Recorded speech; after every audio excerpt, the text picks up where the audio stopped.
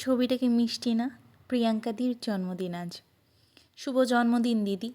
তোমার জন্যে আজ এতটা রান্না করে রাস্তার অসহায় প্রাণীগুলির মুখে খাবার তুলে দিতে পারলাম আমরা।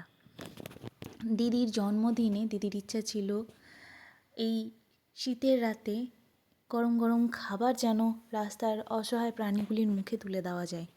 সেই জন্যই হ্যান্ডস অফ লাভ খাবার রান্না করে আজ পৌঁছে গিয়েছিল রাস্তার অসহায় প্রাণীগুলির কাছে। আপনারা সকলেই জানেন আমরা সিউড়ির সেই সব জায়গায় খাবার দিই যেসব জায়গাতে কুকুরগুলি খাবার পায় না বা রাস্তার ধারে ছোট ছোট খাবারের গুমটি দোকানের ওপর নির্ভরশীল।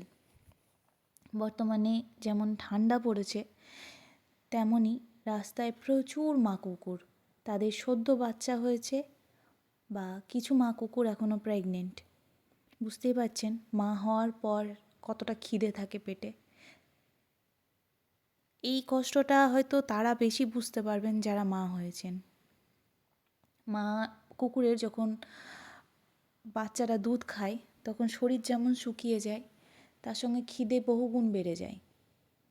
সত্যি বলছি, এতটা রান্না করে যখন আমরা তাদের কাছে পৌঁছাই যে আত্মতৃপ্তি পায় ওদেরকে খাইয়ে, সেটা হয়তো আপনাদেরকে বলে বোঝাতে পারবো না।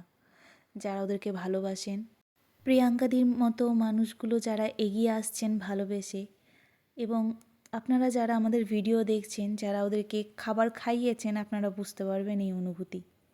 আশীর্বাদ করবেন আমরা যেন এইভাবেই রাস্তার অসহায় প্রাণীগুলির মুখে খাবার তুলে দিতে পারি এবং প্রিয়াঙ্কাদির মতো আরও মানুষ যেন এগিয়ে আসে ওদেরকে খাবার খাওয়ানোর জন্য, ওদের চিকিৎসার জন্য। বর্তমানে আমাদের কাছে প্রচুর ট্রিটমেন্টের কেস আসছে।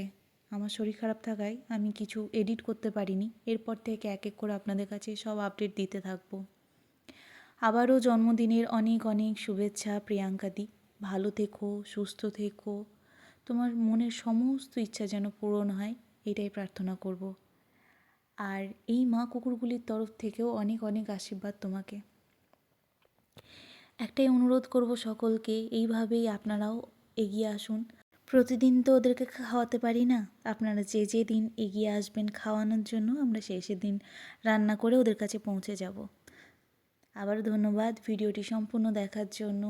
প্রার্থনা করবেন প্রিয়াঙ্কাদির মতো মানুষগুলো যেন ভালো থাকে, আর সেই সকল মারা ভালো থাকে যারা এই অসহায় প্রাণীগুলির জন্য লড়াই করে চলেছেন। ধন্যবাদ।